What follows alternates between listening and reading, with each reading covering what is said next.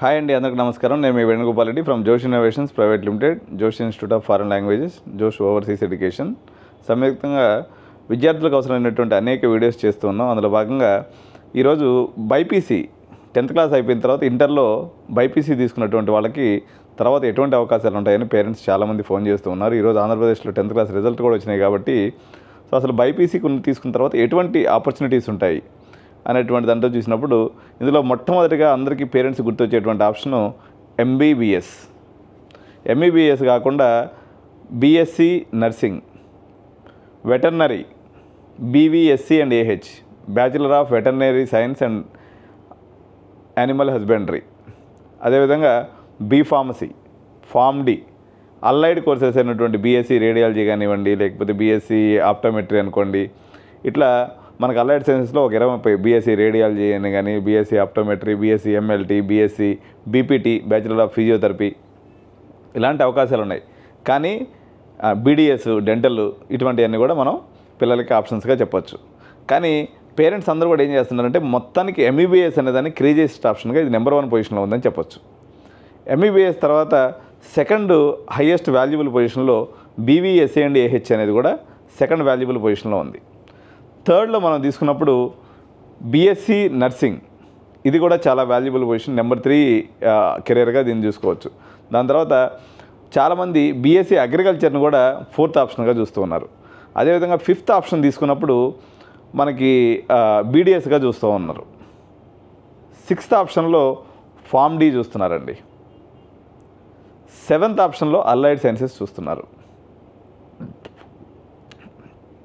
ఈ అల్లైడ్ సైన్సెస్లో కూడా radiology, cardiology, emergency medicine ఇట్లాంటి కోర్సెస్ని పేరెంట్స్ ఎక్కువ మంది అడుగుతూ ఉంటారనమాట.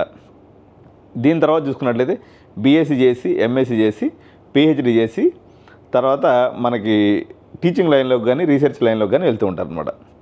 ఇది 10th క్లాస్ అయిపోయిన తర్వాత ఇంటర్మీడియట్ తీసుకోవాలనుకున్నటువంటి పేరెంట్స్ ఈ కోర్సుల్లో ఏదో ఒక దాన్ని టార్గెట్ పెట్టుకొని మనం కానీ చేసుకున్నట్లయితే మనము ఈజీగా సెటిల్ అయ్యేదానికి అవకాశం ఉంటుంది.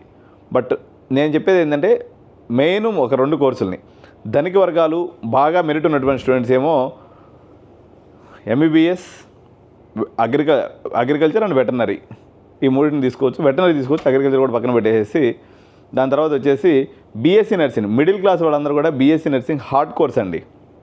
ఈరోజు ఎంబీబీఎస్ కన్నా ఎక్కువ శాలరీస్ కలిగి విదేశాల్లో భారతీయులకు అత్యంత డిమాండ్ ఉన్నటువంటి కోర్సుగా మీరు బీఎస్సీ నర్సింగ్ తీసుకోవచ్చు. ఇంటర్మీడియట్ నుంచి బీఎస్సీ నర్సింగ్ తీసుకోవాలన్నటువంటి పేరెంట్స్ మా గైడెన్స్లో ఉన్నట్లయితే నేను ఈరోజు రాసిస్తాను 100 రూపాయల బాండ్ పేపర్ మీద. మీకు మీ పాప బీఎస్సీ నర్సింగ్ అయిపోయే లోపల భారతదేశంలో ఎంబీబీఎస్ చదివిన వాళ్ళ ఎంత మంచి వాళ్ళకన్నా ఎక్కువ జీతం వచ్చేటట్టుగా 2,50,000 రూపాయలు మీ ఇంటికి పంపించే ఏర్పాటు బీఎస్సీ నర్సింగ్లో ఉంది. మీకు టార్గెట్ ఉండాలి, మెరిటోరియస్ ఉండాలి, పేషెంట్స్కి సేవ చేయాలనేటువంటి దృక్పథంగా మీకు ఉన్నట్లయితే దీనికి మించినటువంటి కోర్స్ అయితే ఎంబీబీఎస్ కూడా కాదు. ఎందుకంటే ఎంబీబీఎస్ అనేది ఒక సుదీర్ఘ కాలం కొనసాగేటువంటి కోర్సు. 5.5 సంవత్సరం పాటు ఎంబీబీఎస్, దాని తర్వాత మళ్ళీ నీట్ పీజీ రాసేదానికి ఒక 1 ఇయర్ టైం తీసుకోవాలా, మళ్ళీ NEET PG, MSR, MD, master in surgery లేకపోతే మాస్టర్ ఇన్ డాక్టర్ కానీ చేయాలన్నట్లయితే అదొక 3 ఏళ్ల పాటు. తర్వాత మళ్ళీ అది అయిపోయిన తర్వాత ఎంసీహెచ్ లేకపోతే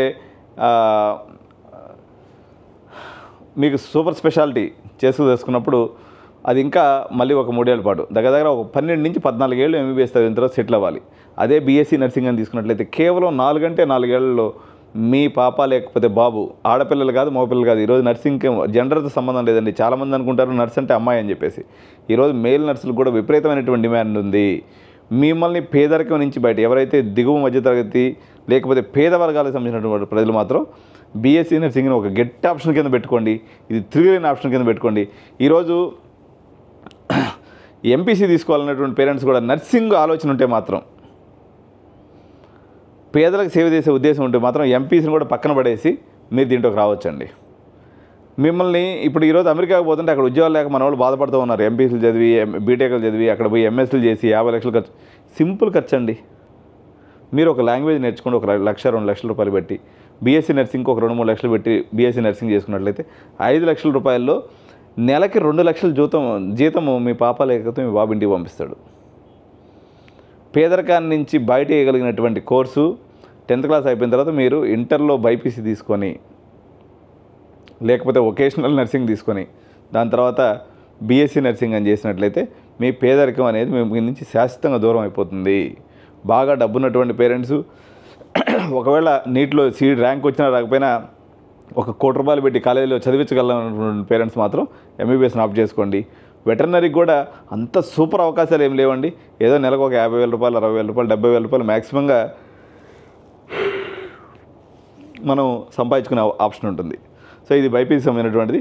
ఈరోజు 10th క్లాస్ వచ్చిన రిజల్ట్స్ కారణంగా నేను ఎంపీసీలో ఎటువంటి అవకాశాలు ఉన్నాయని కూడా వెంటనే నేను మళ్ళీ ఒక వీడియో చేస్తాను. తప్పనిసరిగా ఆ వీడియోని లైక్ చేయండి, కామెంట్ చేయండి, షేర్ చేయండి. థ్యాంక్